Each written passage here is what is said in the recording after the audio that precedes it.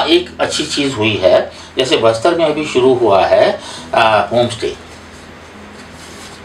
3 परिवार ऐसे हैं जिन्होंने अपना एक एक कमरा मतलब किया है, बाहर के लोग आके रहें, उनका जीवन देखें, समझें उनको। 1400 रुपये पर डे के हिसाब से, सारा हमेशा तो वो नहीं हो शुरुआत के लिए, लेकिन अगर आप स्लम टूरिज़्म कर सकते हैं और डेजर्ट टूरिज़्म कर सकते हैं, तो किसी तरह से अगर आप वहाँ जाते हैं, वहाँ मार्केट बनती है, वहाँ के उत्पाद प्रमोट होते हैं, बस्तर आर्ट प्रमोट होता है, उनके लाइफस्टाइल को समझ के आप कुछ आपका नज़रिया बदलता है कुछ उनके बारे में, तो एक सकल प्रयास। अंडमान में तो वो जारवास का देखा ही है लोगों ने, नहीं उसमें सारा दोष हम ही लोगों का है, सारा देश जो है वो कर्मचारियों का है। क्योंकि बताया ना, हम जहाँ मैं तो कहता हूँ ट्रांसपेरेंसी और अकाउंटेबिलिटी नहीं होगी, वहाँ कुछ नहीं होगा। और पॉलिटिक्स में जहाँ राइट टू रिजेक्ट नहीं होगा, वहाँ कुछ नहीं। मैं तो एक ही पॉइंट कहूँगा, उन्हें उनके हाल पे छोड़ दो। सुनिए, ऐसा है आज का जो आदिवासी है उसमें जागरूक भी है, उसमें शिक्षित भी हैं, उसमें हर तरह के लोग। पता नहीं है, ज्ञानगिरी में जब सुप्रीम कोर्ट ने कहा कि ग्राम सभा फैसला दे, एक ग्राम सभा ने वित्त मंत्री को लिख दिया था कि आपको तो रॉयल्टी चाहिए, आप माइन हमें दे दीजिए, रॉयल्टी हम देने को तैयार हैं। आपको पता है उनको कितने सस्ते में पड़ता माइनिंग? दुनिया भर की इंटरनेशनल टेक्नोलॉजी और NGO सपोर्ट करने को आती है और उनको बहुत सस्ता पड़ता। पर वो सरकार को चंदा नहीं देंगे ना भाई, वो तो कॉर्पोरेट ही देगा। तो इसलिए वो आदिवासी आज का वो आदिवासी नहीं है। बस सिर्फ इतना है, ऑर्गेनाइज नहीं है,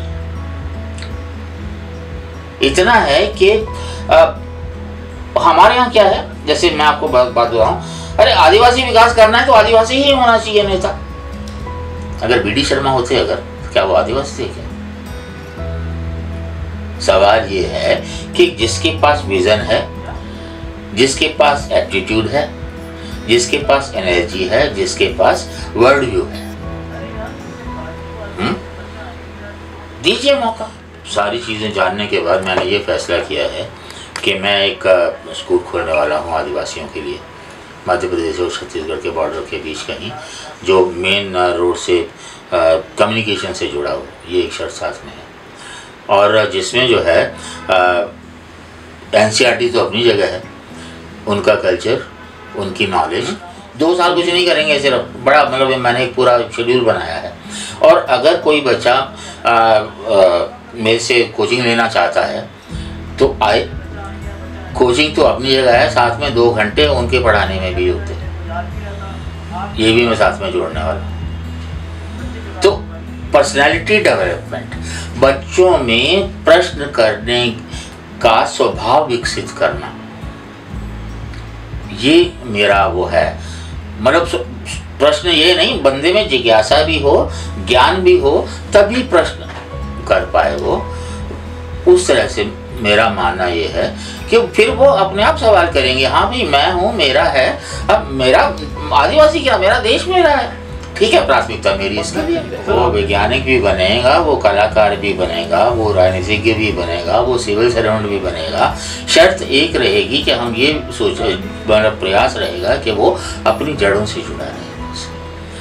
आज का जो भी IAS होता है, एक बार IAS बनने के बाद दिल्ली में आता है तो गाँव जाता ही नहीं है, क्योंकि उसको उसकी संस्कृति पर गर्व करना ऐसा सिखाया ही नहीं जाता, हीन भावना पैदा की जाती है।